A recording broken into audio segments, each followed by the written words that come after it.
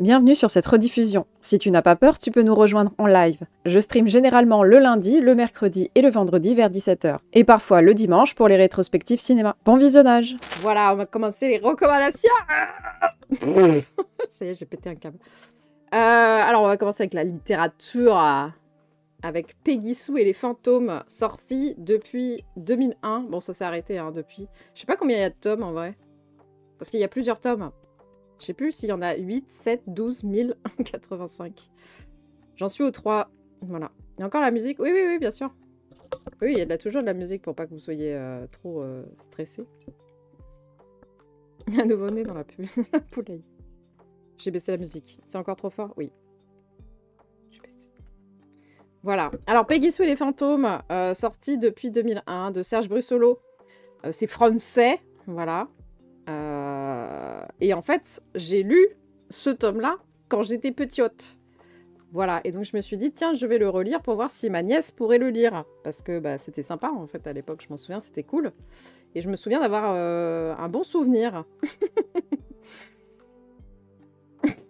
Eh ben, dis donc. je pense que je suis dans le déni. En fait, quand il m'arrive des trucs un peu bizarres, j'oublie parce que je me mets dans le déni direct. Et je suis en mode, salut. Finalement, je n'ai pas vécu. Bon, attendez, caméra là. Caméra 1, caméra 2. Voilà, c'est bon. Alors, dans le premier tome, on suit la vie pas très joyeuse de Peggy Sue, une adolescente à grosses lunettes qui est dotée d'un don. Elle peut voir les invisibles. Les invisibles sont des créatures néfastes qui peuplent la Terre et que, normalement, personne ne peut voir. Peggy est donc une menace pour eux parce qu'en plus de voir ce qu'ils font, elle peut leur faire mal avec son regard. Ils essayent donc de la tuer par tous les moyens possibles, car eux-mêmes ne peuvent pas lui faire de mal. Pour ce premier tome, ils tenteront de la tuer en bloquant une ville où elle va emménager sous une chaleur accablante. Mais ce n'est pas tout. C'est pas juste, ils vont pas juste faire cuire Peggy Sue. Ils vont aussi créer une espèce de soleil bleu qui va rendre tous les humains intelligents pour une seule journée. Mais à force, ça va leur griller le cerveau. Alors que les animaux, eux, qui sont bombardés par les rayons du soleil, eux vont garder leur intelligence et vont même avoir une intelligence qui va grandir au fur et à mesure, ce qui va créer plein de problèmes entre les deux espèces, enfin entre les espèces, humains versus animals. Alors, donc j'avais lu ce roman quand j'étais petite, je me souvenais d'avoir très très bien aimé, d'avoir bien aimé, et donc je l'ai relu, et je suis choquée de la violence. Je suis extrêmement choquée de la violence à l'intérieur du livre. Et ce qui est marrant, c'est que dans le deuxième, c'est... donc j'ai lu le deuxième aussi, qui s'appelle Le sommeil du démon. Et là, je suis en train de lire, je sais plus quoi, du papillon. Et en fait, dans le 2, c'est un peu moins violent, mais il y a quand même des trucs un peu hardcore, en fait. C'est assez étonnant. Mais ça en reste pas moins un livre assez divertissement pour les enfants, bien sûr, parce que c'est vraiment écrit très simplement, hein, c'est pas de la grande littérature. Voilà, donc c'est rigolo, c'est des livres censés être pour enfants, mais mais il se passe des trucs. Genre, je vais vous spoiler juste un bout de celui-ci. Comme les animaux deviennent intelligents, eh bien, ils demandent vengeance et réparation pour les animaux qu'on a mangés, nous les humains. Voilà, donc c'est un petit peu un livre antispéciste. Et en vrai, c'est gore, parce qu'il se passe des trucs après, un petit peu dégueulasses, du côté... parce qu'il y a une vengeance à assouvir de la part des animaux. Donc voilà, je suis choc-barre de baiser d'avoir lu ça, et de pas m'en souvenir en plus, c'est terrible. Donc voilà, ce sont des livres pour pré-ado-ado, donc je dirais à partir de 11-10 ans. Pas avant, parce que c'est un peu violent en vrai. Donc voilà, l'auteur est extrêmement réputé pour ses livres de genre, hein. C'est un auteur français de SF fantastique. Et là, il se donne à cœur joie en termes d'inventivité, parce que vraiment ça part dans tous les sens. Le tome 2 le prouve bien, parce qu'on est carrément dans un monde magique, où il se passe 1 milliard de trucs à la seconde. Voilà, donc il se fait vraiment plaisir. C'est très très fourni, donc on va pas s'ennuyer. Bref, c'est une lecture assez sympathique. Voilà, il se passe... Enfin, c'est pas non plus transcendant, hein, je suis pas en train de me taper le cul par terre à chaque fois que je lis une page. Mais ça va, ça passe. Donc voilà, je sais pas si je lirai tous les tomes, mais pour le moment, donc je continue et j'en suis au 3e. Parce que je ne sais pas pourquoi, j'ai l'impression d'avoir déjà lu le 3e, alors que pas du tout. Quand je lis, là, je comprends, enfin, je connais pas du tout ce qui se passe. Donc voilà, je suis un peu perturbée, j'ai une image dans ma tête, je sais pas d'où elle vient, donc un jour peut-être je retrouverai pourquoi j'ai cette image dans la tête. Voilà. C'était cette première recommandation lecture. Je suppose que personne n'a lu ça dans son enfance. Personne n'a été traumatisé. No reaction. Non, non, en vrai, à l'époque, j'étais extrêmement choquée. Enfin, c'est que récemment, là, c'est que à partir de 29 ans hein, que j'ai plus d'âme. Tu supposes bien. Merci. je commence un peu à me connaître. Non, non, quand j'étais petite, rien que le son me faisait me chier dessus. Hein. Quand ma mère écoutait des films dans sa chambre, rien que d'entendre le son des trucs horribles qui se passaient, mais c'est même juste des thrillers en plus, c'était pas des films d'horreur, mais j'étais en train de me caguer dessus dans ma chambre ou dans mon lit parce que moi j'entendais. Voilà. Juste avec le son, ça m'a suffi pour... Nope, je veux pas y aller. Et je ne sais pas pourquoi, à 29 ans, j'ai fait « Ah non, c'est bon, j'en ai plus rien à foutre. » Le claquage de doigts et let's go. Bon, bah, on va passer à la recommandation suivante. Un petit manga, ça vous ferait plaisir? Oh là là. J'ai hésité à vous le présenter, celui-là, en vrai. Alors, ça s'appelle Otaku Otaku ou Wotaku ni Koi wa Muzukashi, sorti entre 2014 et 2021, de l'autrice Fujita. Le plot, c'est Narumi Momose, qui est une jeune otaku qui a honte de ses penchants pour les mangas yaoi. Et le fait qu'elle en dessine pour des conventions geeks. Je n'en suis pas encore là, mais peut-être un jour. Elle cache donc ça à son entourage, sauf que pour son premier jour de taf, elle revoit un ami d'enfance, Hirotaka Nifuji, qui lui aussi travaille donc dans cette entreprise, et lui se cache pas du tout que c'est un fucking gros geek, comme vous pouvez le constater avec cette délicieuse PSP. T'as regardé 1 ou 2 épisodes? Bah moi je conseille le manga et pas l'animé. Sur un coup de tête, Yel décide de sortir ensemble et vont se lier d'amitié avec 2 autres otaku de la boîte, Anako Koyanagi qui fait du cosplay et qui lit aussi des BL, et son mec Taro Kabakura qui ne lit que des shoujo, le moins otaku des 3.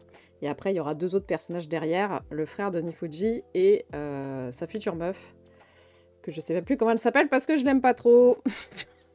Désolée à elle. Alors, comme là, j'ai maté l'animé en premier. Et ensuite, j'ai lu tous les mangas. Donc, il y a 11 tomes. Parce que j'arrivais pas à lâcher le groupe, bizarrement. Je préfère les mangas à l'animé. Alors que l'animé, en vrai, il suit très très bien les premiers tomes. Donc, il n'y a pas de problème d'adaptation. Hein, je saurais pas vous dire... En fait, je n'arrive pas à dire pourquoi je préfère le manga plutôt que l'animé. Peut-être parce que l'autrice dessine assez bien. Donc, c'était assez cool de voir ses dessins. Et il y a des petits trucs en plus. Elle commente chaque page... littéralement, chaque page, il y a un petit commentaire en bas. Et c'est un commentaire de l'autrice. Donc voilà, c'est rigolo. C'est une histoire assez classique de tranche de vie où l'on suit 2 couples, l'un en formation et l'autre qui sort ensemble de plus longue date. Moi, j'ai trouvé ça assez drôle, surtout si on connaît le monde otaku ou geek. Alors, je trouve que l'autrice, elle en fait un peu trop au départ sur le fait que c'est censé être affreux d'être un geek. Même si ça a dû l'être à une époque, hein, voilà. Geek is the new chic, c'est récent, quoi. Mais c'est vrai que moi, comme je ne l'ai jamais vécu, dans mon entourage, ça joue aux jeux vidéo, on regardait Pokémon, voilà, on parlait de trucs de geekos. Donc comme je ne l'ai pas vécu, et je pense pas qu'elle soit giga plus vieille que moi, je sais pas, c'est bizarre. Surtout que le Japon, c'est vraiment le pays des otaku, quoi. Donc voilà, je trouve qu'elle en fait un peu trop sur ça, comme si c'était vraiment la tare du siècle, alors qu'il y a pire dans la vie. Voilà, donc je suis peut-être biaisée, mais je trouve que c'est un poil exagéré, mais ça s'affine avec le temps, et le message de fin est plutôt sympa.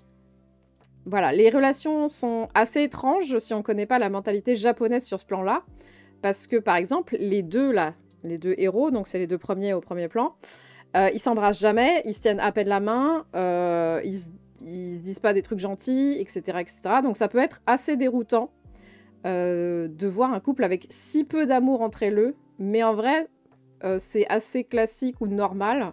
les Japonais sont très frileux de montrer leurs émotions et leur attachement. Heureusement, il y a quelques passages un peu mimes où on est dans la tête des personnages et en fait, tu te rends compte qu'ils s'aiment vraiment, mais ils osent pas se le dire, quoi. Donc ça va. Et d'ailleurs, c'est mignon parce que c'est lui, c'est le plus geek des deux, qui passe le plus de son temps à se demander s'il faudrait pas faire des trucs et tout, enfin, s'il veut pas faire des efforts. On voit qu'ils font des efforts chacun de leur côté de manière pas ostentatoire, quoi. Ils sont vraiment en mode bah, je vais faire ça parce que je sais que ça lui fera plaisir et des trucs comme ça. Donc c'est une relation très très lente, assez douce au final, même s'ils se tauntent quand même pas mal. D'ailleurs, les taunts peuvent être un peu chelous. Même moi, il y a des trucs que j'ai pas compris. Donc voilà, c'est assez normal de pas tout capter ce qui se passe, en tout cas. Et pourtant, je suis quand même un petit peu renseignée sur la mentalité japonaise, les trucs japonais, tout ça. Donc voilà, il y a des trucs que je comprends pas. Mais c'est une phrase parmi un tome, donc ça va, on peut quand même suivre. Moi, j'ai quand même beaucoup rigolé, etc. Par contre, le couple Koyanagi-Kabakura, donc c'est cheveux verts roux là, eux, ils peuvent plus vous perturber parce que c'est vraiment un couple qui passe son temps à s'engueuler. Moi aussi, ça m'a perturbée, hein. Il y a une scène vraiment assez bizarre où on comprend bah, que c'est comme ça qu'ils fonctionnent et que bah, c'est comme ça qu'ils fonctionnent et c'est comme ça qu'ils fonctionnent. Et ça dure en plus, donc voilà, il faut pas juger, c'est leur mode de communication. Ça existe en réalité, des couples qui font que s'engueuler, et ils s'engueulent pas tout le temps, ils s'engueulent plutôt quand ils sont en public, alors qu'en privé, ils sont plutôt calmes. Donc voilà, ça fait bizarre, mais c'est réaliste, parce que bah, ce genre de couple existe. Voilà. J'ai adoré tous les personnages, sauf celle du fond, là, elle est vraiment, c'est ce genre de caractère que j'aime pas du tout. Ça me stresse. Elle apparaît plus tard, et c'est un chouille secondaire, donc ça va, ça passe.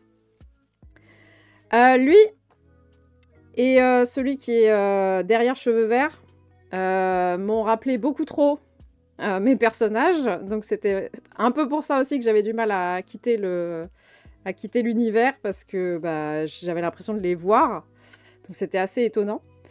Mais maintenant, j'ai plein d'images de références pour dessiner, notamment des costards, ça c'est bien pratique. Voilà, donc c'est un manga que, en fait, au final, j'ai adoré, alors que l'animé me laissait un peu bizarre. Je sais pas pourquoi, j'ai accroché quand même à l'univers. Enfin, j'aimais les personnages, donc voilà, j'ai adoré. Je suis un peu triste que ça soit terminé, mais il y a 11 tomes, donc c'est déjà très très cool. Et j'ai adoré voir les relations évoluer et les petits bouts de vie de gros geekos. Voilà, c'était assez marrant. Voili voilou. Non, mais même de manière générale, Loud, elle refuse de dire... En fait, elle s'est fait jeter par ces mecs parce que c'est une otaku. Et j'étais en mode... Mais quoi? Donc voilà, je n'ai pas compris. Un contrat pratique. Oui, c'est ça. Mais c'est vraiment ça. En fait, ils se mettent en couple vraiment... Enfin, au début, même moi, j'ai cru qu'ils s'étaient pas mis en couple. Enfin, j'avais pas tout compris que c'était vraiment ça. Et même eux, ils sont en mode, oh, mais on est vraiment en couple ou pas? Parce que c'est bizarre. C'est comme ça qu'ils fonctionnent, oui. Ah bah, tu connais un couple comme ça, donc voilà. Moi, j'avoue que je connais pas de couple comme ça, mais bah, je connais très peu de couples en réalité. Donc moi, ça m'a perturbée parce que c'est pas mon... Enfin, moi, ça me stresserait beaucoup de m'engueuler avec mon mec ou ma meuf en permanence. Mais bon, ils sont comme ça, ils vivent ensemble, quoi.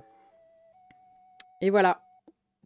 Donc voilà, à part Loud, qui connaît 2 épisodes. Et moi, j'ai bien aimé, mais bon, c'est vrai qu'il faut aimer les tranches de vie et c'est surtout des relations de couple. C'est vraiment des mangas relations de couple, quoi. Moi, ça m'a fait plaisir. Ça m'a fait plaisir de voir des couples, pour une fois. Et même pas gay, oh là là. Par contre, ouais, je me suis un peu reconnue dans l'héroïne. Je me suis un peu trop reconnue dans l'héroïne aussi. C'est peut-être pour ça que j'ai apprécié. L'héroïne, elle est vraiment trop marrante, en vrai. C'est rare que j'aime bien des meufs, mais les 2 meufs, là, cheveux verts et elles sont vraiment incroyables. En fait, les 4 premiers personnages, les 4 principaux personnages sont vraiment très très cool. Et j'ai vraiment adoré. Qui fonctionnait comme ça? Ah ouais, non, c'est pas possible. Bah parce qu'elle lit elle ship n'importe qui et tout le monde. Et avec l'autre, là, elles s'engrainent les deux. Donc dès qu'elles voient un animé, elles sont en mode... Bon, elles sont jamais d'accord, ça c'est marrant. Mais elles shippent toujours 600 personnes entre eux et entre elles et elles en discutent. Et c'est tout le temps des couples gays. Et en plus, elles shippent leurs mecs respectifs après. Et elles sont pas d'accord sur qui est top et qui est bottom. Ça crée des petites situations assez marrantes. Voilà, donc je me suis un peu reconnue. Mais ça m'a fait rire.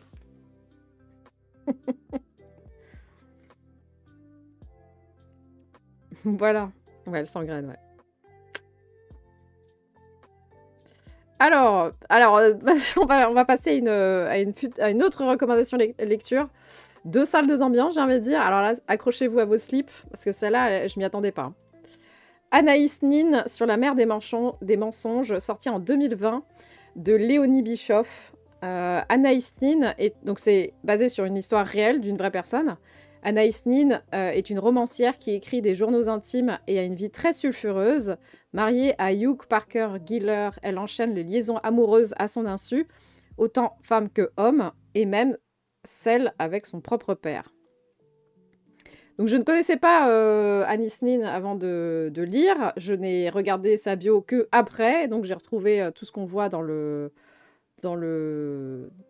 BD. Voilà, donc je suis allée en mode hop là, on plonge et on ne sait pas du tout de quoi ça va parler parce qu'en fait c'est une BD qui a été recommandée par une artiste que je suis sur les réseaux sociaux et je me souvenais pas du tout si elle avait donné un bout de l'histoire ou rien du tout. J'ai juste trouvé effectivement que le style était très beau. Donc voilà, j'ai plongé dedans. Mais je savais pas du tout à quoi m'attendre et ben j'ai pris une petite claque parce que c'est une BD extrêmement perturbante. Alors le dessin est magnifique, hein, tout en couleur et en douceur. On dirait du crayon de papier ou un crayon magique qui change de couleur. Je sais pas du tout comment ça a été fait. Mais on dirait les crayons magiques qui changent de couleur quand vous écrivez. Mais alors les thèmes abordés et la vie de cette femme, c'est en rupture complète avec le style graphique. C'est assez marrant comment tous les traits sont doux et beaux et il y a plein de couleurs et tout est noir. Enfin, pas noir, parce que c'est pas noir en fait. C'est compliqué de décrire en fait parce qu'elle est consentante à chaque fois. Et donc c'est vraiment perturbant parce que tout ce qui est décrit devrait être négatif et pourtant elle le vit pas du tout comme ça. Donc c'est très dur à retranscrire ensuite quand tu vas en parler. Donc la BD retrace en rapide une portion de la vie d'Anaïs Nin, mais tout est vrai, y compris l'inceste. Hein. Elle a vraiment couché avec son père de son vivant. Nin avait l'air d'être assez libre, mais l'autrice nous propose aussi d'y voir au départ comme un abandon de soi face aux demandes sexuelles des hommes. Parce qu'en fait, y a une évolution dans sa relation au sexe. Au début, c'est vraiment le patriarcat, donc c'est littéralement des viols. En fait, c'est des viols, sauf que le personnage ne les prend pas du tout comme tels, ce qui est très courant en réalité, puisque on te met dans l'idée que si un homme veut du sexe, ça doit être ok et tu dois littéralement ouvrir les cuisses. Donc c'est ce qu'elle fait. Elle se laisse faire en gros. Et ensuite vient la relation avec Henry Miller, donc c'est un autre écrivain avec qui ils vont à la fois travailler leur passion ensemble qui est l'écriture, mais aussi découvrir le plaisir charnel. Enfin, en tout cas, elle va découvrir ce que c'est vraiment l'amour, enfin faire l'amour, parce qu'avec son mec, visiblement, c'était un peu plan-plan. Et elle va aussi avoir une relation avec sa femme, avec la femme d'Henry Miller, hein, et ça va la faire basculer dans une sexualité beaucoup plus épanouie et bien plus dévorante, j'ai envie de dire, on va dire ce mot-là, parce que elle part dans tous les sens. C'est à ce moment-là qu'elle va d'ailleurs revoir son père, qu'il avait photographié quand elle était jeune, nue, et elle trouvait pas de problème à ça, et était violent.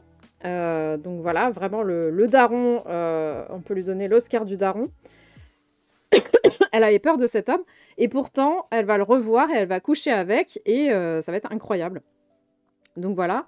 Leur liaison est vraiment décrite comme consentie. Ça doit être noté dans ses journaux parce que toute sa vie est littéralement disponible dans les journaux intimes qui ont été publiés après sa mort. Donc je n'ai pas lu les journaux, mais en tout cas c'est disponible, donc ça doit être tout doit être écrit. Toutes ces relations, etc., tout est écrit. Parce que vraiment, elle notait, elle avait même deux journaux, visiblement. Un qu'elle donnait à son mari comme si c'était ses fantasmes, et un autre qui décrivait plus la réalité qu'elle devait lui cacher, ou un truc comme ça, un truc, voilà. Oui, j'ai dit au tout début que c'est une vraie femme qui a vraiment existé. Bref, c'est une BD étonnante sur une personne tout aussi improbable. Je m'attendais pas du tout à ça. Au moins ça m'a permis de découvrir cette autrice hors des normes dans tous les aspects de sa vie. Voilà. Donc visiblement, Numa connaît Anaïs Nin. Vénus Erotica. Ouais, voilà. Ouais, bah oui, c'est ça, ouais. Non, bah ouais, non, mais même moi, je connaissais pas du tout. Ça m'a fait marrer. Comment ça t'a fait marrer? Méga lol. Mais ouais, ça a l'air intense. Après, ça m'a pas donné spécialement envie de lire ce qu'elle écrit, hein. Mais en tout cas, c'est étonnant d'avoir une personne aussi libre. D'ailleurs, j'ai lu dans sa bio qu'elle s'est portée volontaire pour tester le LSD, par exemple. Donc vraiment, elle est vraiment improbable. Ah, que la description colle à ce que j'ai lu, bah ouais. Bah, en même temps, vu la personne que c'est... Mais je pense que l'autrice, elle a dû lire elle a dû lire beaucoup de journaux pour faire ce qu'elle a écrit, parce que c'est vraiment... tu sens que ça sort pas de nulle part, ce qu'elle présente dans sa BD. C'est les montagnes russes. Bah ouais, c'est... Ouais, je sais pas comment... Ouais. En tout cas, la BD, je pense que c'est une bonne porte d'entrée pour découvrir Anaïs Nin. Après, je sais pas à quel point ça peut être romancé, etc. Mais en tout cas, ça voilà. Une seule nouvelle. Oh putain. Il y a une page. J'ai aimé une page sur 300. Ça m'a fait plaisir. Et B.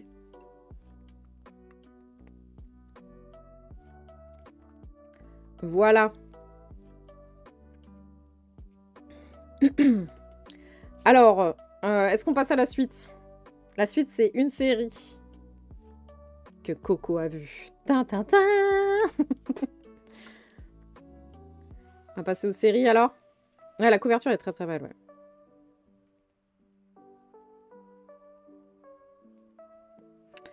On va passer aux séries. C'est parti. Let's go.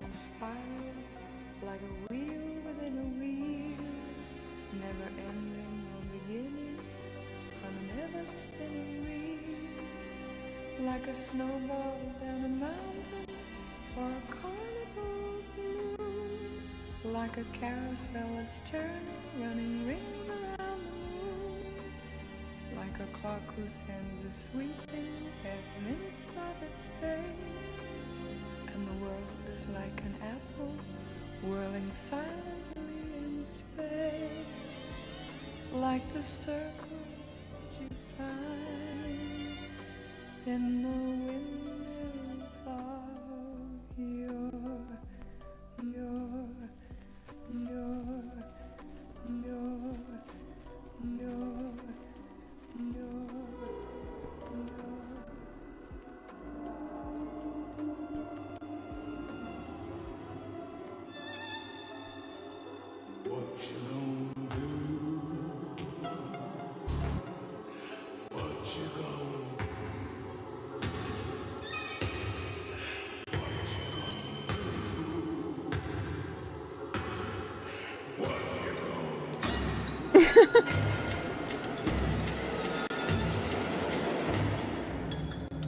Voilà, Them.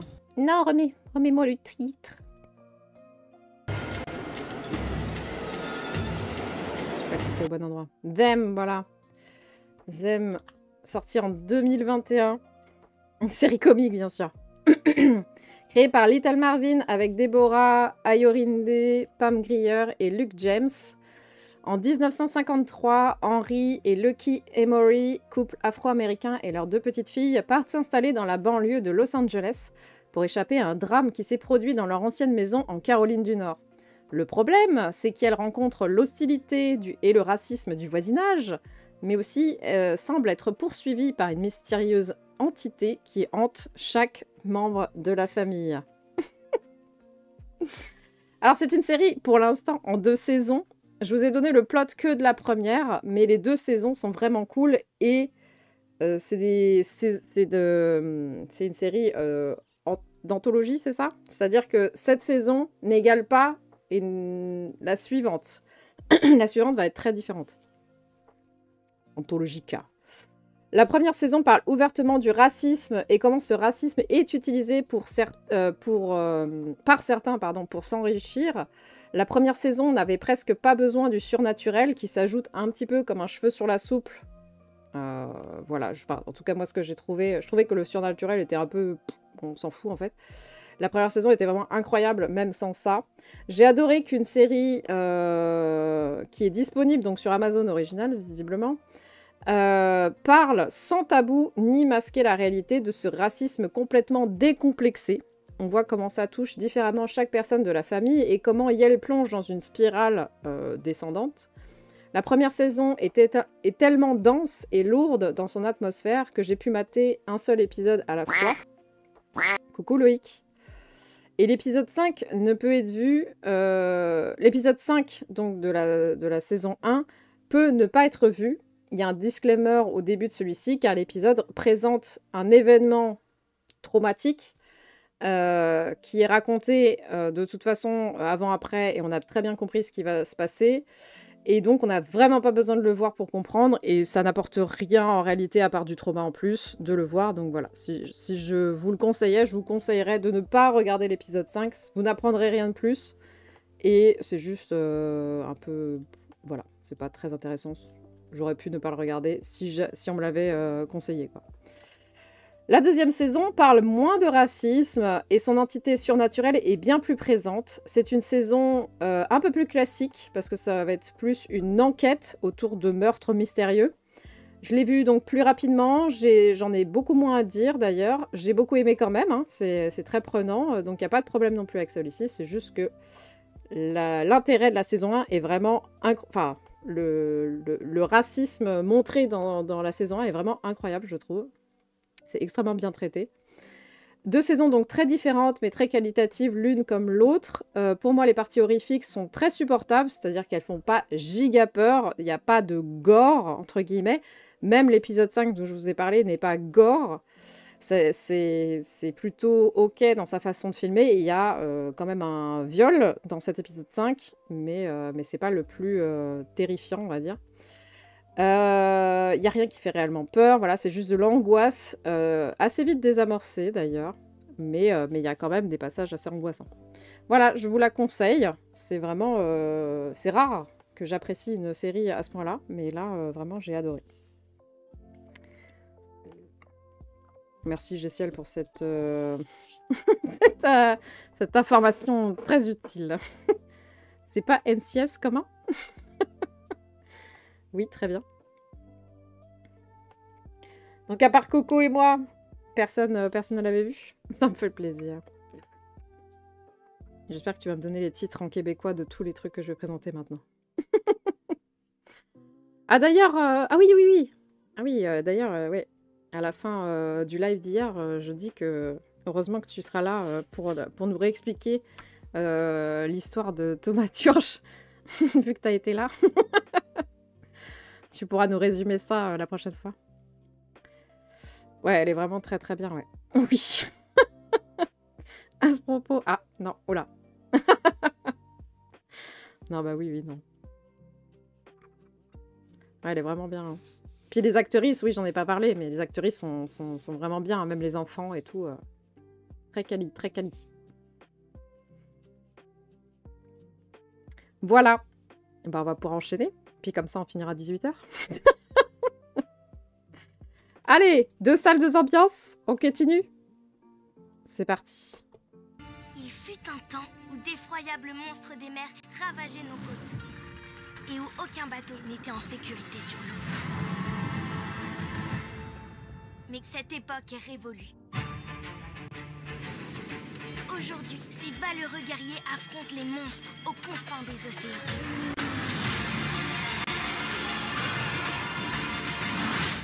volant, une arme contre la pire création de la nature. Et j'embarque avec vous. Non, il en est pas question.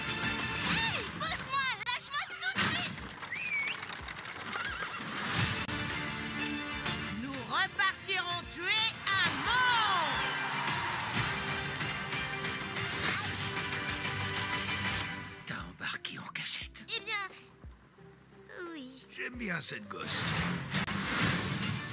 On va te déposer au port le plus proche. Ce genre de bateau n'est pas pour les enfants. Mais quand t'es arrivé, t'avais mon âge. Et regarde ce que t'es devenu. C'est pas la même chose. T'en es certain? Oui, j'en suis certain. La mère de Dregmore grouille de monstres. C'est un monstre et il est hors de question de l'adopter. Mais il est si mignon. Eh ben dis donc, je vois qu'on n'a pas la même notion du mignon. Reste, tu ne bouge pas. Maintenant, faut y aller.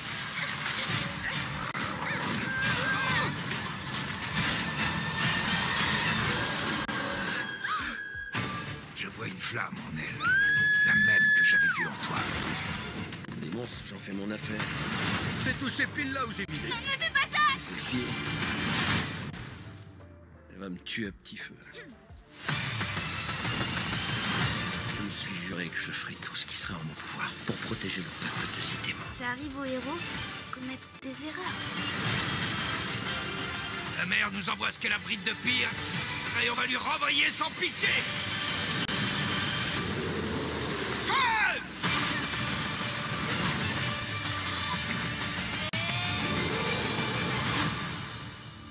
Voilà, Le monstre des mers, sorti en 2022 de Chris Williams 2.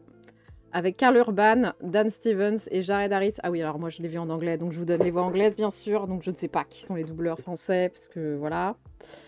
Le nom du film, bah, il faut attendre. À une époque où des créatures terrifiantes parcourent les mers, les chasseurs des monstres sont de véritables zéros. Voilà. Aucun n'est plus adulé que le grand Jacob Holland, futur capitaine de l'Inévitable, le plus grand bateau de chasse. Attendez, il faut que je vérifie un truc. Non, c'est bon. Maisie Ombre, jeune orpheline, veut aussi devenir comme Jacob. Elle s'embarque alors sur le bateau sans permission. Après avoir essuyé une défaite contre le dernier gros monstre de la mer, la tourmente rouge, Jacob et Maisie se retrouvent éjectés du navire et atterrissent dans le ventre du monstre. Ce qu'elles vont découvrir va changer leur perception du monde. Alors ouais, on n'a pas la même, pas le même résumé par rapport à la bande-annonce. C'est marrant d'ailleurs, la bande-annonce, elle est trop bizarre. La pub Twitch, bah super. Coucou Jihad. C'est mieux que les pubs Twitch. On attend Jessiel. Alors, étonnamment, étonnamment dans le sens, la personne qui a recommandé est très étonnante puisque c'est ma première nièce. Voilà, elle adore ce film et elle a bien raison. Comme je le laisse entendre dans le résumé, peut-être que les apparences sont trompeuses et que les monstres marins ne sont peut-être pas si méchants que ça. Peut-être que les humains sont les connards. Peut-être que certains ont tout inventé pour s'enrichir et prendre le pouvoir. Peut-être, qui sait. Ils sont pépés dans le bide, ouais, exactement. Les gros poissons, pour de vrai.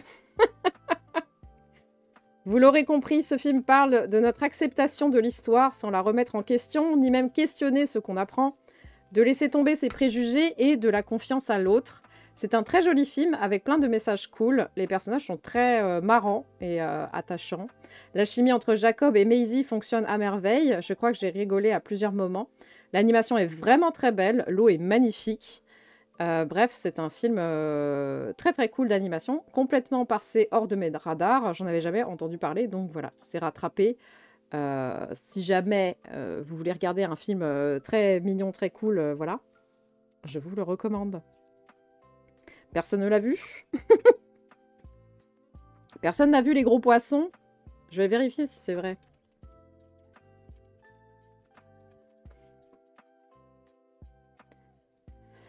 T'as vu l'affiche passer? Putain, moi j'ai rien vu du tout.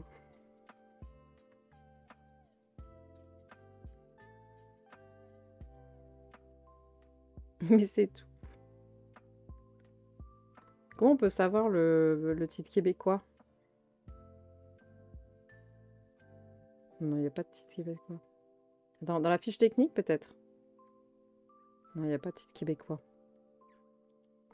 Ce ne sera pas donc les beaux gros poissons. J'allais encore au Cinoche. Faut pas demander à de ciel. Non, mais ça se trouve, c'est la vraie info, mais on ne sait pas. Je n'ai pas pu, fact-checker. Eh ben, c'est bien, on va enchaîner. Alors, cette fois-ci, c'est 2 salles, même ambiance. Alors, on continue. Dans les films d'animation mignons et cool. J'ai toujours voulu avoir un animal. Ça? Ce que tu veux. Livraison. Bonne journée. Merci beaucoup. Livraison. Merci, tonton. Qu'est-ce que tu demanderais? Bonsoir Lina, joyeux anniversaire. Oh, mais tu me manques beaucoup. Quoi? Oh non. Oh zut. Je te salue, ô grand maître. Les cieux se sont ouverts. Tes souhaits vont être exaucés. Oh, un petit paysan. Ça va être vite plié, alors. Je sais ce que tu dis. Est-ce bien réel? La magie est-elle réelle? Oui, c'est du réel. Je suis effectivement un dragon génie qui a le don d'exaucer les 3 vœux de l'heureux propriétaire de cette théière. Comment tu fais pour tenir dans cette théière? Elle est vraiment minuscule. Et c'est quoi ces petits bras? Ton visage est trop doux. Oh, tu peux cracher du feu? Je me trouve coincé. Dans cette théière depuis plus d'1 millier d'années. Alors plus vite on réglera les formalités, mieux je me porterai. Grosse bouche. C'est un excellent choix. Je voudrais que... Stop. Ça n'a rien à... Je peux obliger personne à tomber amoureux de toi. Non. C'était ma meilleure amie. Il y a 10 ans.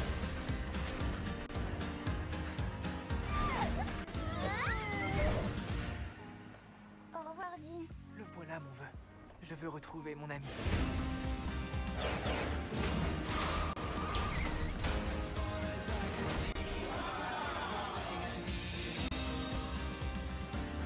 Je vais devoir te délester de cette théière. Je voudrais bien savoir me battre.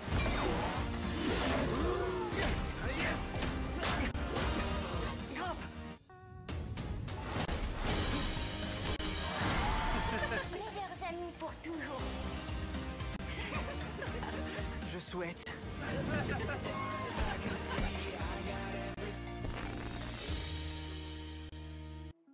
Voilà. Ça fait marre. C'est vraiment très drôle de regarder les bandes annonces après avoir vu un film en vrai.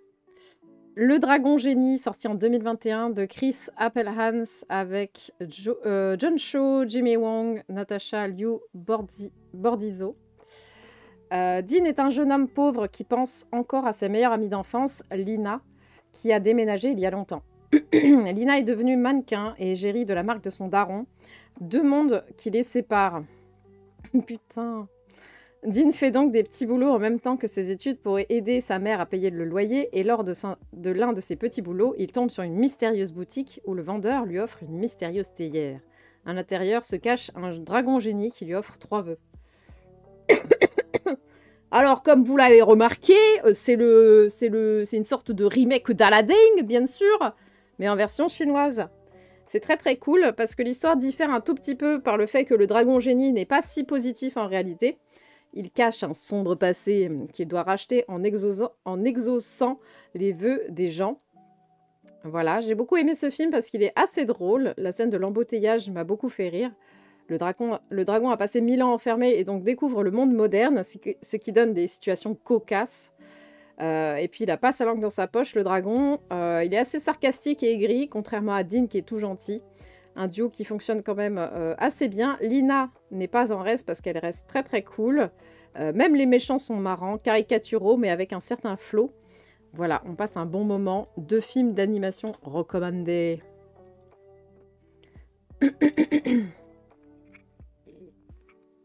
Attends, Nouma, c'est parler à Nouma? Comment c'est passé? Comment c'est possible? Ah, vous faites des trucs dans le chat, je suis perturbée. Personne ne connaît ce film, personne ne l'a vu. Est-ce que quelqu'un l'a vu? Nope. Non, ça c'était une recommandation précédente. C'est drôle. Si j'enchaîne vite, on peut finir à 18h. Énorme blague.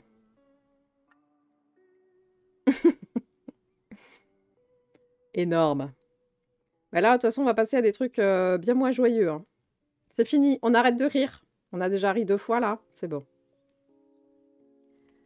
Donc là, c'est bon, on peut repasser à 2 salles de ambiance. Ça fait plaisir.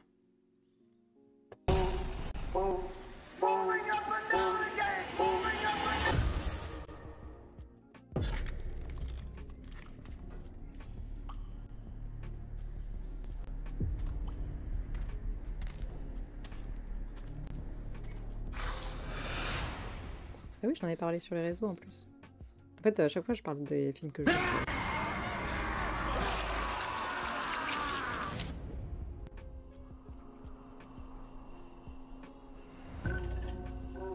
Il a zappé.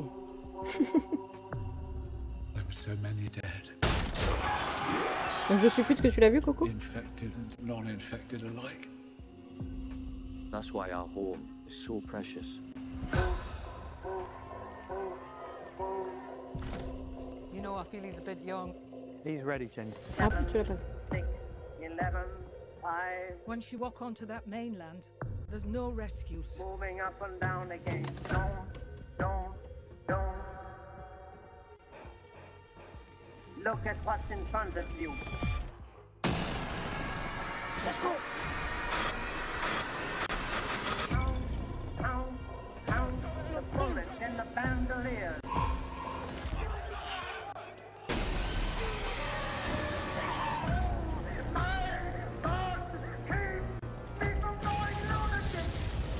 There are many kinds of death. And some are better than others.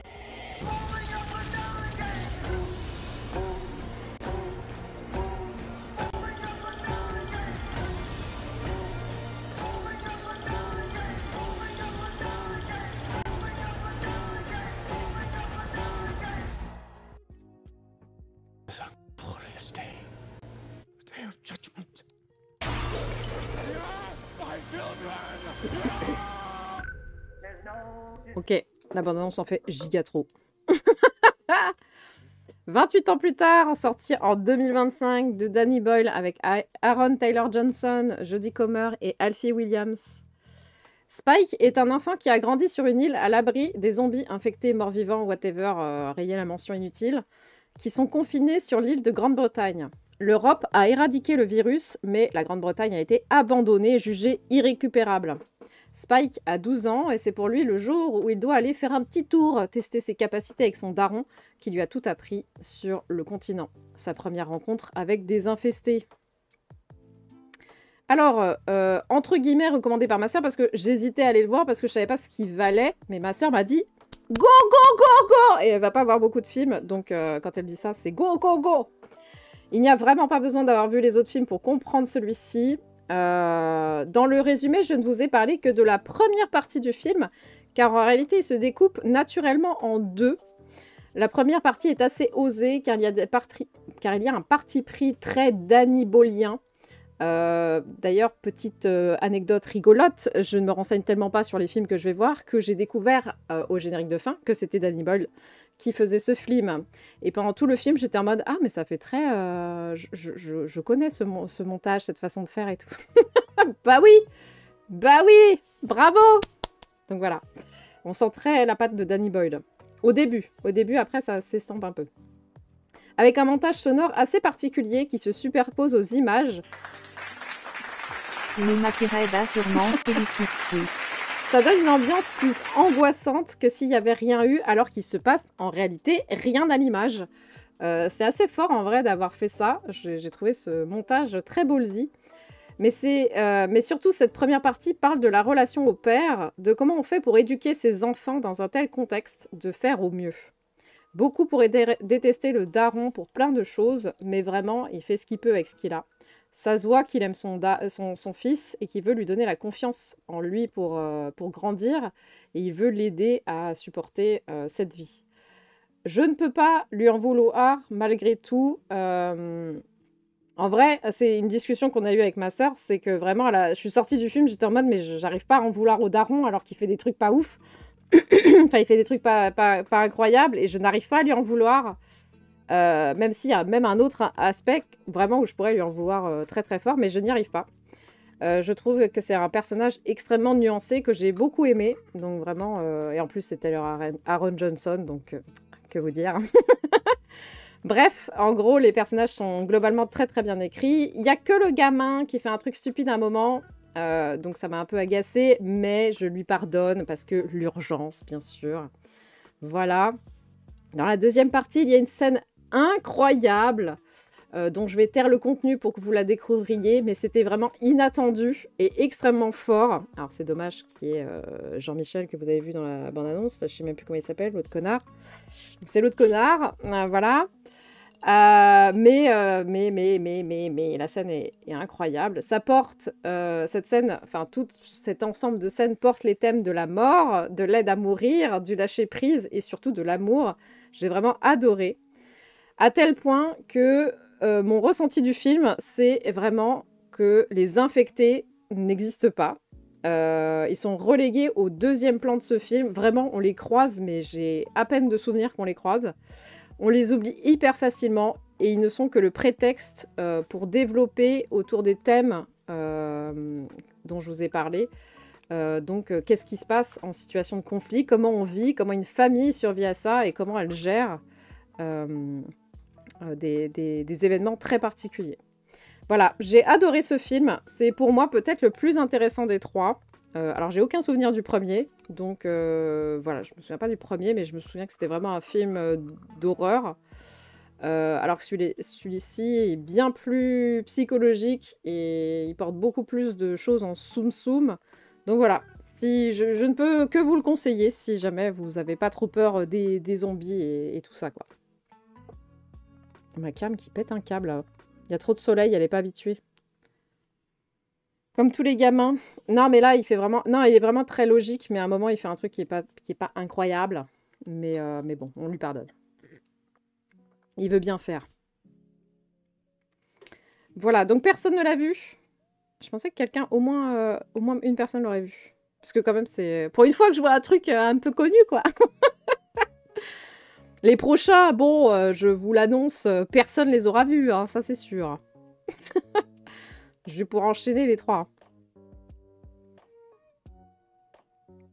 Je voulais le voir. Tu voulais le voir, Noma? Il est sur mon ordi. Ah bah, on peut le revoir. 28 machins plus tard. Bah, bientôt 28 siècles plus tard, bien sûr. On a hâte. On a hâte de voir ça, les 28 siècles plus tard. Ok. Eh bien, j'enchaîne alors. Alors, attendez.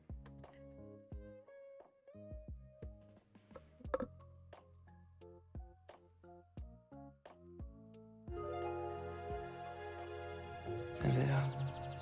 För Guds skull, låt mig älska din gudomliga kropp. Utan synd. Elvira.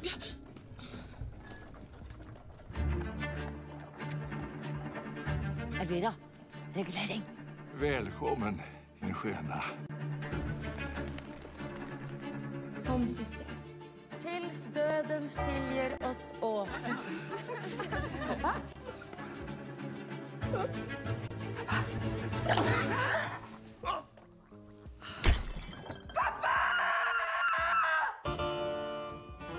Kan gifte meg? Hvem var prinsen? Ta en kjekkespeil, jenta mi. Jeg vil gifte meg med han. Det vil jeg virkelig. Kungen och hans son, hans majestät, prins Julian, bjuder här med alla adliga jungfrur till bal på slottet. Ett bal?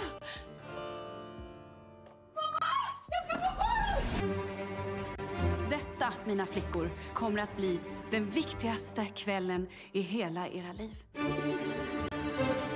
Har ni bestämt er? Det blir nog att se. Du har talang. Bortkastat talang. Jag bryr mig inte om vad du gör, bara få en ännu. Vi finner en lösning. Du kommer til å være den aller vakreste på ballet. Er du ikke det vakreste du noen gang har sett? Til å dø for. Det er noe. Uansett hvor ekkelt vi syns det er.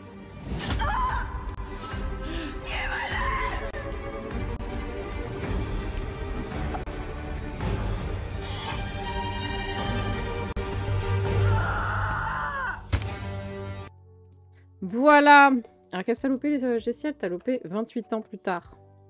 Et maintenant, nous allons parler d'un film réellement d'horreur.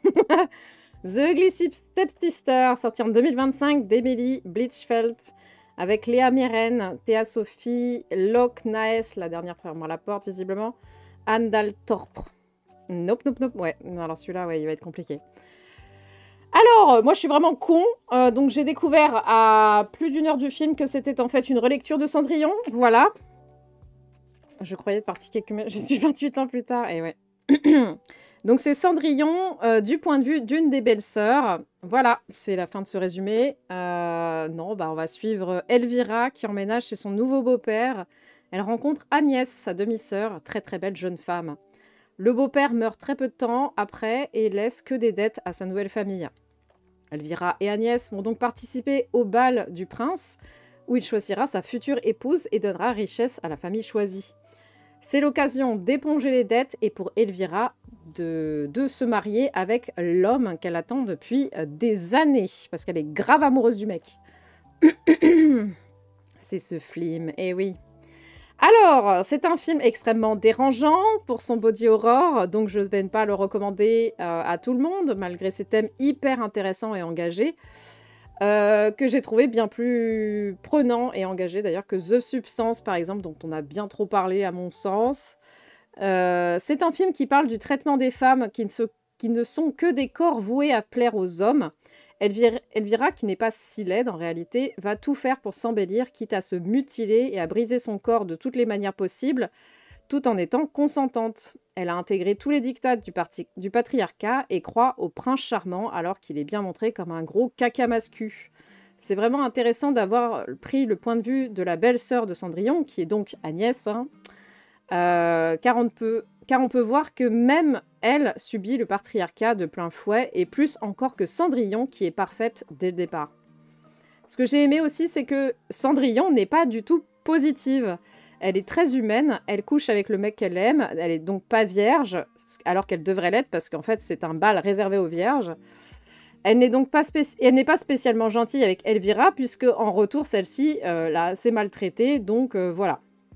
C'est en gros, elles s'entendent pas incroyablement bien, mais elles vont pas non plus se castagner voilà, de manière totalement gratos. Elles s'évitent, même si Elvira est tellement matrixée que elle lui cherche des noises parce qu'elle sait que c'est sa première rivale.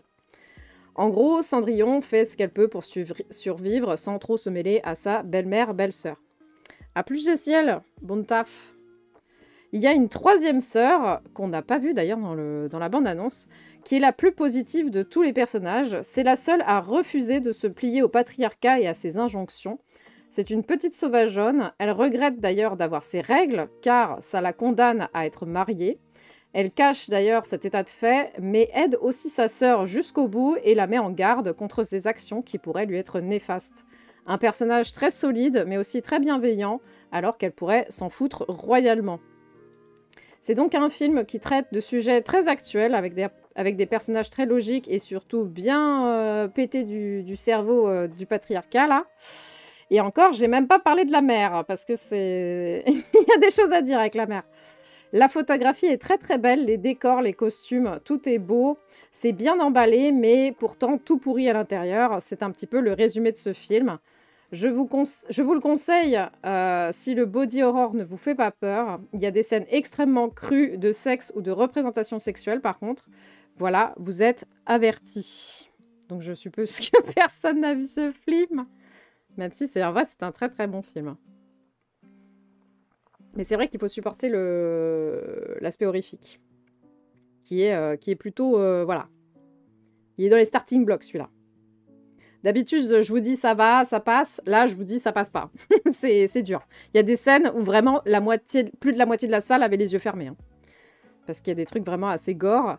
Et d'ailleurs, c'était cette fameuse scène, cette fameuse séance où je vous ai raconté que bah, moi j'avais caché mes yeux parce qu'il y a vraiment une scène que je ne pouvais pas regarder, contrairement à d'autres scènes où j'ai regardé et ça m'a rien fait. Mais il y avait beaucoup de gens qui fermaient les yeux et on entendait derrière un mec qui commentait pour la personne à côté. Et ça m'a fait assez rire en vrai. J'ai un peu envie de le voir. Aïe, aïe, aïe. Ouais, non, mais je comprends, Sawan, parce que en vrai, il y a une époque où j'aimais pas, j'avais très très peur de tout. Il y avait beaucoup de films d'horreur qui me donnaient envie. Parce que les histoires avaient l'air quand même intéressantes et c'était dur. Mais ça va, maintenant je supporte très très bien l'horreur. Donc pour moi, c'est facile. Enfin, c'est devenu facile, mais je comprends. Je comprends. Après, tu peux lire un résumé. Moi, c'est ce que je faisais. Je lisais un résumé où j'avais la chance d'être tombée sur un podcast qui expliquait en long en large, enfin qui faisait un résumé géant de l'histoire. Et donc, il y a beaucoup de films d'horreur que je connais, dont je connais le plot en entier, parce que j'ai écouté les podcasts qui racontaient l'histoire. Et donc, j'avais pas trop peur. Voilà, donc c'est des façons de faire. Ou alors tu vas sur internet, il y a souvent les plots complets, donc c'est... Ouais, le gore, ouais. Après, vous pouvez aussi fermer les yeux. Alors, moi, il y a des trucs, j'ai pas regardé, il y a vraiment une...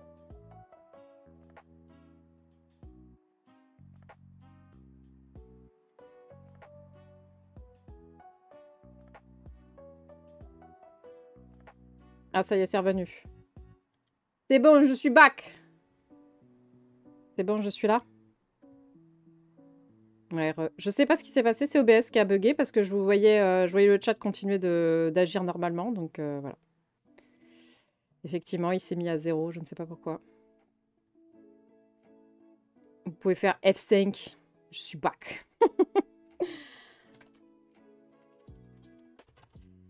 Ok. Donc je sais plus où j'en étais. Ouais, je disais, tu peux fermer les yeux. Il y a plein de scènes que j'ai pas regardées. Il y en a que je peux regarder tranquille. Il y en a une à la fin. C'est la dernière, c'est la plus... Enfin, c'est la dernière scène hardcore du film, où là, je l'ai regardée en mode... voilà, tranquille, parce que moi, ça me touche pas. Mais il y a d'autres scènes où c'était en rapport avec les yeux. Et effectivement, là, c'est non. C'est non. Je ne regarderai pas. Mais je savais ce qui se passait, parce que j'ai très bien compris ce qui allait se passer. Voilà, donc techniquement, j'ai tout vu sans avoir vu. Mais voilà, on n'est pas obligé de se friter ça. Même pour l'élément le plus visible sur l'affiche ou dans la bande-annonce, elle a un truc sur le nez. Quand cette scène arrive, tu sais très très bien ce qui va se passer. On n'est pas obligé de la regarder celle-là, si t'as pas envie de la voir. Moi, je crois que je l'ai pas regardée, mais je crois qu'on voit rien en vrai.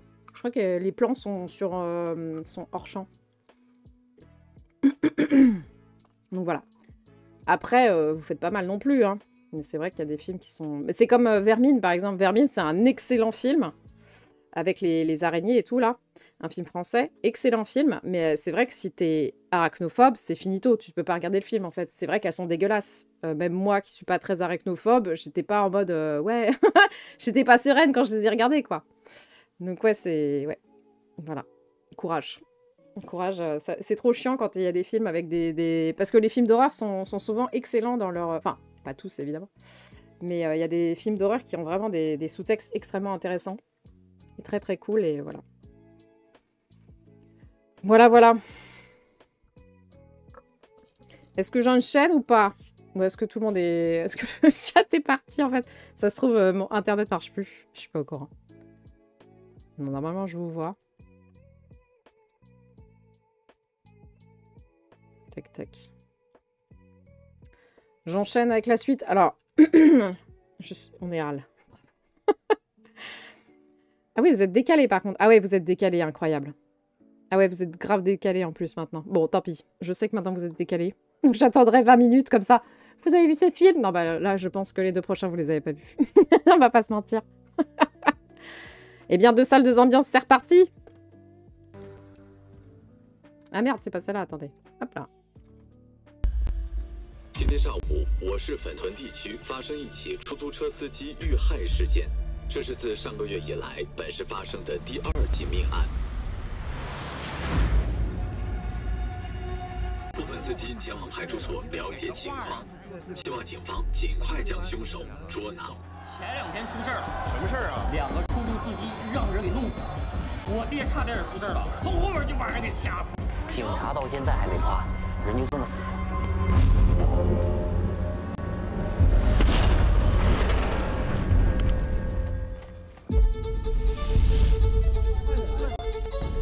这个出租不好惹，那批闲散人员是重点排查对象。他特意搁我后边，我就觉得有点怪。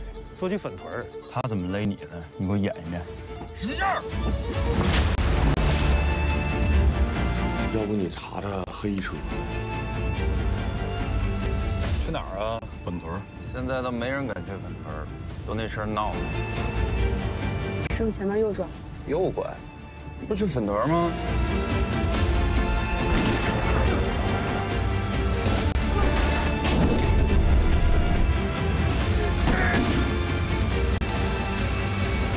别开枪！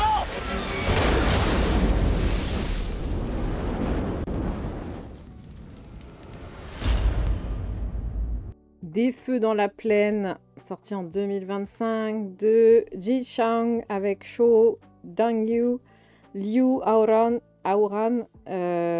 Won Yong-hong, je sais pas comment on prononce. Dans la ville de Fenton en 1997, plusieurs personnes sont tuées et personne ne trouve le coupable. Un policier infiltré finit par tomber sur le meurtrier et au moment de l'arrêter se fait tuer. Un jeune gamin qu'il avait aidé décide d'entrer dans la police et de traquer son meurtrier. Alors ça fait partie de ces films que j'ai mis dans la même veine, en tout cas moi j'ai trouvé, que Une pluie sans fin ou Only the River Flows, dont j'avais parlé il y a quelques recommandations. Des films chinois à la fois policiers et thrillers, mais aussi qui parlent de vie sociale dans des villages paumés de Chine. Et ici on va reprendre exactement les mêmes ingrédients. L'environnement social est un peu plus visible ici, car c'est le mobile des meurtres, si j'ai bien tout compris, parce que je ne suis même pas sûre d'avoir tout compris.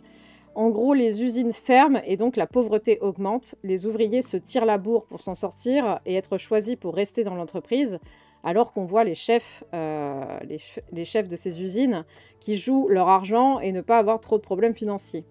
Bref, bienvenue dans une sorte de capitalisme chinois des années 90.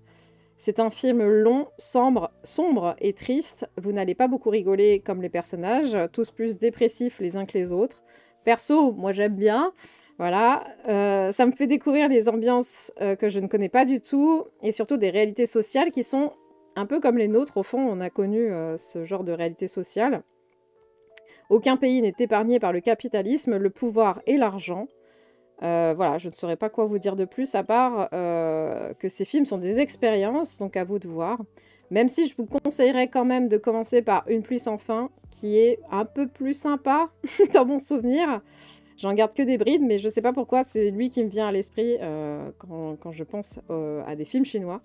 Voilà, celui-ci est un peu plus rude, je pense, donc je vous encouragerais plutôt de voir Une pluie sans fin d'abord et ensuite d'enchaîner sur d'autres films similaires. Voilà, là je suppute que personne n'a vu ce film. Voilà. Ouais, la story, ouais.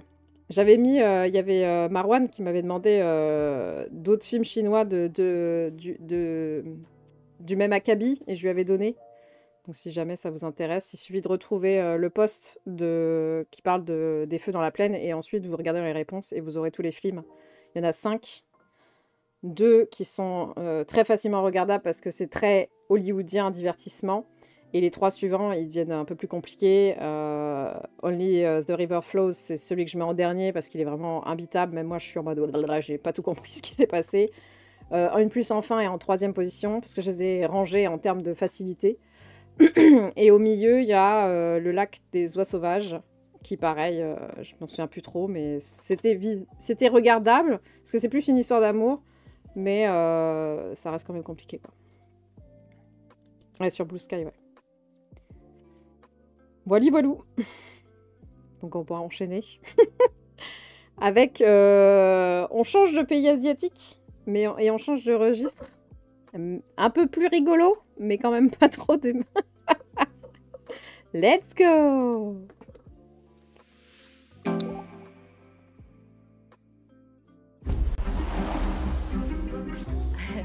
혜윤아, 550원. 감사합니다. 아이고, 여보. 그거 혜윤이가 시험 공부해서 온 거야. 오늘 어른들 밥 먹는다는 거 알지? 코에 바람 좀 넣자. 넌 네 일 하는 거고 난 내 일 하는 거야. 형은 돈 벌려고 하는 일이고 나는 사람 살리려고 하는 일이야. 형 진짜 돈 되는 거 다 아는구나? 그래 너 훌륭해. 그래서 내가 너를 보고 네가 흥부야. 요즘 무슨 폭행 동영상이라고 인터넷에 돌고 있고. 거기 동영상에 나오는 한 명이 나랑 똑같은 옷을 입었어. 나 아니야.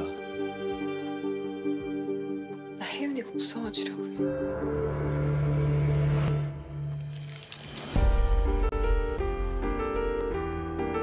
아무 일 없었던 것처럼 다 덮고 가면 아무 일 없는 게 되는 거야? 책임지는 거 애들한테만 해당되는 거 아니야.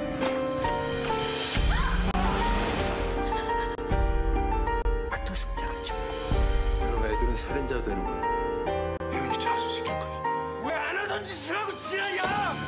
너 신고 안 할 거지, 그치?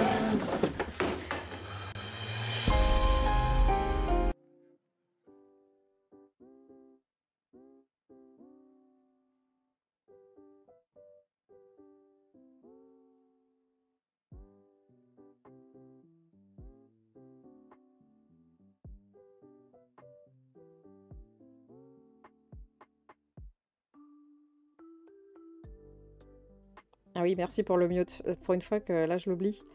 Non, je disais qu'il n'y avait rien qui va dans ta phrase loud, puisque c'est coréen, en fait. Donc, voilà. Donc, Normal Family, sorti en 2025, avec Jin Ho-yu, Sul Kyung-yu, Yeon Dong-gu, Lee Hae-kim. Jae-won et Jae-gyu sont frères et ne sont pas trop d'accord sur la morale. Jae-won est un avocat de la défense qui gagne très bien sa vie, quitte à défendre des connards. Jae-gyu est un médecin plus pauvre qui est très droit et pense que la morale prévaut. Leur vision de la vie va être remise en question lorsque leurs enfants vont mortellement blesser un SDF. Faut-il les dénoncer ou non? J'ai hésité avec 1000 films pour cette séance, parce que j'avais envie de voir bien trop de films, donc c'est tombé sur celui-ci. Donc c'est un thriller psychologique coréen. C'est un film qui traite de morale et de comment notre morale flanche quand nous sommes directement concernés. C'était intéressant de voir le chemin de pensée que chaque personnage impliqué a, car je n'ai pas parlé de la femme de Jae-gai ni de la seconde femme de Jae-won. D'ailleurs, cette seconde femme est la plus sympathique de tous les personnages, mais extrêmement maltraitée par les autres, qui ne voient en elle qu'une pain-bêche qui remplace l'autre femme décédée. C'est fait d'ailleurs c'est d'ailleurs fait exprès, parce qu'elle est présentée au tout départ comme jeune et faisant du sport pour maigrir, alors qu'elle est déjà giga mince. Donc on va penser tout de suite qu'elle n'est juste qu'un corps, alors qu'elle a beaucoup d'empathie et veut bien faire, mais tout le monde la rejette. En réalité, j'ai pas grand-chose à dire sur ce film. C'est un film qui traite de son sujet à fond les ballons, en mettant un peu les potards au max, même peut-être un peu trop. La fin est un petit peu too much à mon sens, mais elle fait écho à quelque chose qui a été discuté plus tôt, donc en fait c'est une espèce de... Voilà, c'est une énorme ironie, bien sale et très sarcastique. Voilà, est-ce qu'il y a réellement une morale à ce film? Il y en a... Enfin, en tout cas, le film vous laisse juge de choisir, en fait, comment vous auriez réagi. Et en vrai, c'est assez dur, parce que si vous n'êtes pas concerné, si vous n'avez pas d'enfants, c'est assez dur de se projeter, parce que, bah, naturellement, on va dire, bah oui, il faut les dénoncer, c'est des meurtriers, donc let's go. Mais je pense que quand t'es parent, c'est pas la même limonade. Donc peut-être que ça parlera plus aux parents qu'aux non-parents. Voilà. Je suppose que personne n'a vu ce film. Je vais revenir en août. J'aurai vu tous les blockbusters que tout le monde a vus. Et ça sera bon.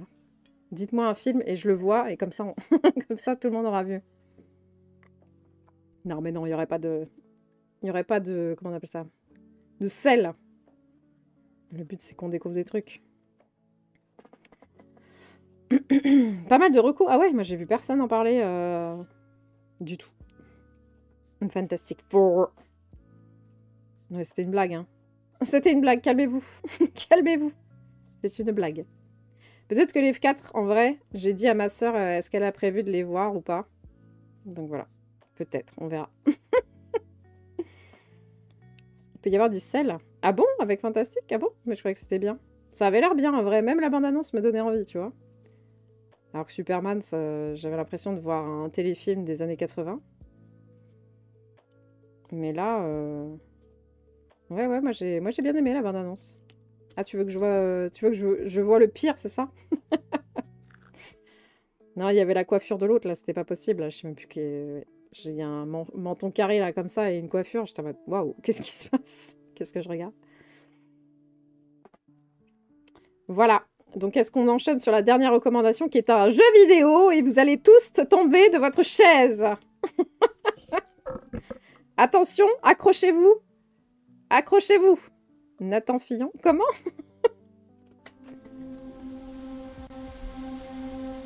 Bravo, Nouma.